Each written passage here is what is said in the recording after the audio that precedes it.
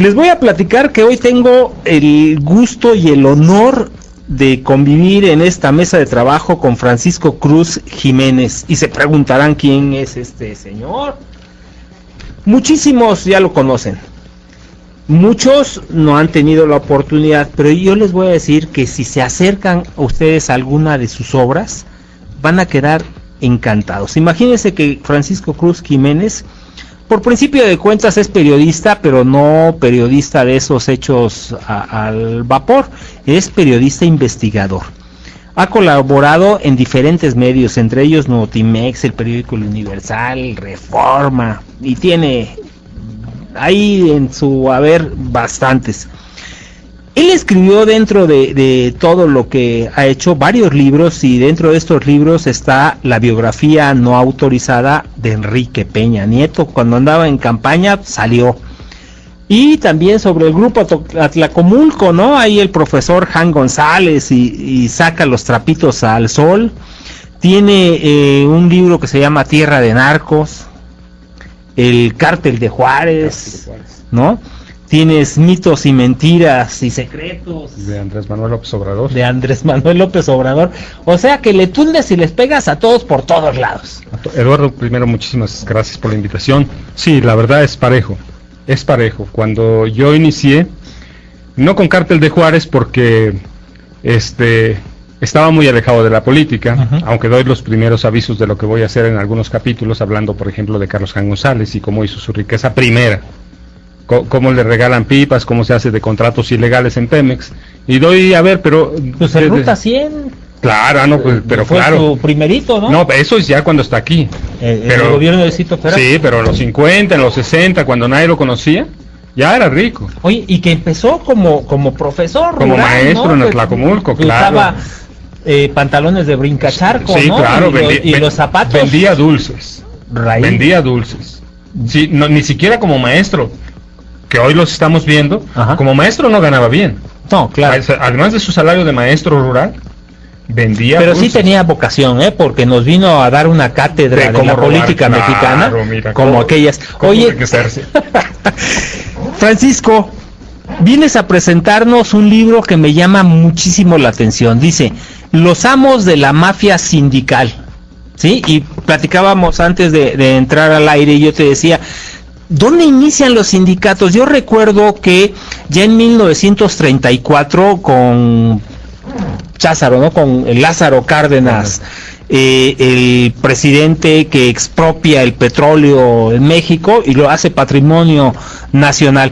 Pero todo esto de la expropiación petrolera empieza en 1934, cuando la ley genera una ley sindical que protege a los trabajadores precisamente del petróleo, que estaban muy desprotegidos. De ahí se va generando un conflicto que llega al punto 38. En que los dueños de las empresas petroleras en México, que eran principalmente norteamericanos, ingleses, el Águila, la mayor, es donde se construyó Pemex, por cierto. Exactamente. Y todo esto deriva en la situación de que expropian Pemex. ¿Por qué? Porque hay un problema sindical y al final cae el recurso del petróleo en manos mexicanas. Tú me comentabas que propiamente con Manuel Ávila Camacho. Sí, mira, no, en realidad hay esfuerzos en México desde 1906 y hasta el 18, hay lo que se llama el anarcosindicalismo. Y luego del 18 al 36 tenemos a los caudillos petroleros, a los caudillos sindicales. Tenemos algunos líderes como Luis N. Morones, el secretario general de un sindicato más poderoso que ha habido en México hasta ahora, ni siquiera Fidel Velázquez. Claro. Luis N. Morones, secretario de Industria y Comercio, con Plutarco Elías Calles. Pero en el 40 se asienta bien lo que conocemos como el sindicalismo contemporáneo. No moderno, porque eso es una palabra más amplia, ¿no? Pero no alcanza a llegar. Lo que hacemos en la mafia sindical, aparte de retratar cómo 8 personajes se hicieron del poder a través del terror, el crimen, el asesinato y algunas otras complicidades del poder, es hacer una retrospectiva hacia cómo a partir de 1940 se empiezan a conformar verdaderos sindicatos. Por ejemplo, en el 43 se conforma el Sindicato Nacional de Trabajadores de la Educación. Y entre el 43 y el 49 hay una lucha de aniquilamiento. Una lucha de aniquilamiento total. En el 49, Manuel Ávila Camacho, que ya había salido, estaba salida, y Miguel Alemán Valdés, que estaba tomando el pleno poder presidencial. Sí, fuerte, ¿no? Claro. Porque además es el impulsor del Nuevo México, El ¿no? Nuevo México. Entonces imponen, Manuel Ávila Camacho no había perdido todavía su fuerza, e imponen como líder del sindicato al ingeniero Jesús Robles Martínez. A partir de ahí, en el Sindicato Nacional de Trabajadores de la Educación hay una historia de traiciones y traiciones. Un líder traiciona a su jefe, a su protector. Que es lo típico en México, ¿no? A través de la Revolución Mexicana está hecha con ídolos, héroes llenos de traición. Tienes el sindicalismo igual, un traidor tras otro, hasta llegar a Jongitud, que él crea un monstruo llamado el Bester Gordillo. Y ella, el día que a él lo están deponiendo, ella está tomando ¿Pero por qué posesión. dices que un monstruo? ¿Por lo del Chucky o por todo el poder que llega a tener? Por todo, ¿no? Es una mujer... te voy a decir que esta mujer, yo no sé si deba estar en la cárcel o no deba estar en la cárcel, eso lo probarán con pruebas. Pero a final de cuentas, está fajada, se puso los pantalones y no se rindió ante el poder. No, pero le pasó algo, que se olvidan los líderes sindicales, a algunos, ¿sí? Fueron impuestos por el poder. Sí, y se suben al bolillo y se marean, ¿no? Y el día que quieren ser verdaderos líderes, se les olvida y les pasa eso. Entonces lo que hacemos es un recorrido sobre cómo esos 8 líderes sindicales, el ferrocarrilero Víctor Flores, que está documentado, que en su momento se le acusó de participar en un homicidio, que no se investigó, porque en 95, cuando él toma posesión como secretario nacional del sindicato ferrocarrilero, estalla una de las peores crisis económico-financieras de este país. Claro. Entonces queda libre. Oye, y lo que nos queda en este tiempo reciente, por ejemplo, el SME.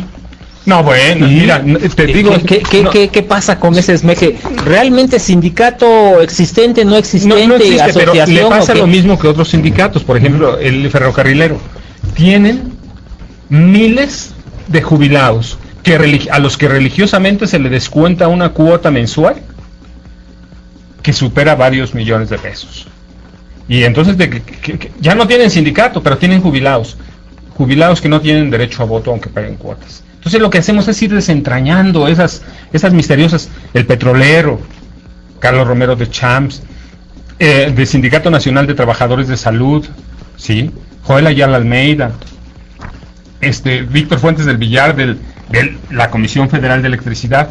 Cada uno de esos sindicatos descubrir la CTM, Joaquín Gamboa Pascual, cómo llegan, cómo se asientan en el poder, qué hay atrás, cuál es esa parte de la historia oscura que ya no recordamos, que no queremos contar o que de plano queremos olvidar. Entonces, cómo cada uno de esos líderes va formando una élite sindical, hasta que llegamos a un grupo que vive acostumbrado a extraños privilegios. Una bonanza depredadora que la vemos todos los días. Imagínate, jets privados, o sea, ¿cómo es posible que, por ejemplo, una persona que gana 63 pesos al día, que es nada, a veces ni para los camiones alcanzan, y su líder sindical tiene jets, tiene aviones privados? Mira, no me recuerda, tarjetas de crédito donde se compra un avión de un tarjetazo. El minero, que tiene una casita, nada más en el cerro del Teposteco, en la mera punta, que vale $4 millones. ¿Quién? Napoleón Gómez. ¿Napo? Napito, sí. Pero ese era narco, porque Napo como que suena a eso. ¿No salió nada? En realidad no, pero recuerda, por ejemplo, lo que recogemos en los amos de la mafia sindical. Es como crea su papá una herencia dinástica. Su papá en realidad, entre él y su papá que ya murió en 2006, han controlado el sindicato minero desde 1960. Hoy todavía hay órdenes de captura. Y nada de nada. Oye, desvío de 55 me millones llama de mucho dólares. la atención el capítulo 8, tortuoso imperio de un millonario llamado Joel. ¿Cómo es que le entras a ese tema? No, mira, la verdad es que mucha gente puede pensar que son nuevos. Para mí son los temas que yo hubiera querido manejar como reportero, ¿sí? Más amplios, son temas que propuse para trabajar libros cuando yo me senté con la editorial hace 7 años. Perdón, en 2007 propuse estos temas que están saliendo, todos mis libros, hasta porque les propuse un paquete de 7 libros. Claro, ahora ya estoy trabajando el 8º y 9º, pero les propuse 7 libros y así fueron saliendo. Ya tenía mi capitulado, ya tenía todo. Entonces, ¿cómo llegaron? Creo que a veces nos olvidamos que de alguna manera, por ejemplo, Ayala Almeida, nos olvidamos que fue un represor. Que es Joel Ayala Almeida. Oye, es que muchas veces no los tocamos, pero este señor es del sindicato de salud, o sea, son de los que pasan inadvertidos, que van con perfil bajo, pero ahí como pesan. Nada más para que tengas una idea, cuando el sindicato de salud tenía unos terrenitos que vendieron en 12 millones de dólares, de pesos. 12 mil millones de pesos.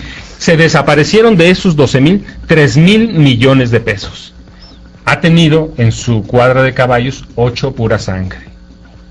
Nada más. Pues es que dicen que nacen así, ¿no? Pura sangre. Claro. Entonces, eso es lo que hacemos, desenterrar todos esos tejes manejes de que hay en el sindicato, las cuotas que se manejan. No hay un líder sindical en este país que no sea millonario.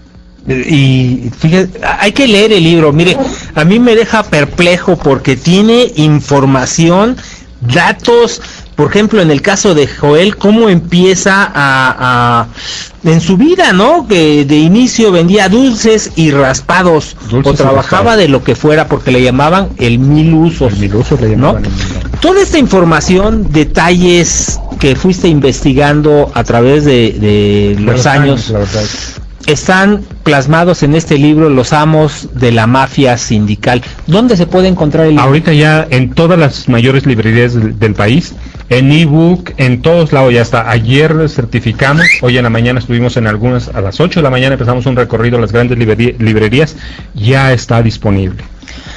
Pues yo se lo recomiendo ampliamente, nada más de darle una ojeadita y tomar información al azar, está sumamente interesante. Y hasta voy a proponer algo, que a lo largo de la semana voy a ir comentando parrafitos de cada de los capítulos del libro que están realmente increíble. Se van a enterar ustedes de cosas que hasta los chones se les van a subir, ya no caer, porque caídos cuando compre el libro y cuando empiece a leerlo se los va a tener que poner porque están tremendos. Nada más aquí vemos al profesor Jan González, también le pegan, pero en serio. Francisco Cruz Jiménez, te agradezco muchísimo que hayas venido a presentarnos el libro. ¿Y qué para nuestros radioescuchas tenemos? Pues ¿qué te parece si no hoy?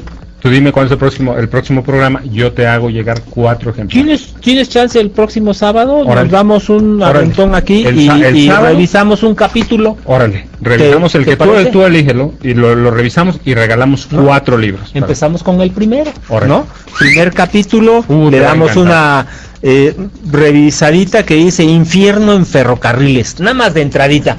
12 horas con 22 minutos, háganos el favor de llamar y la próxima semana vamos a tener a su disposición 4 libros, Los Amos de la Mafia Sindical, de Francisco Cruz Jiménez, un periodista investigador que vea usted qué buen trabajo ha realizado.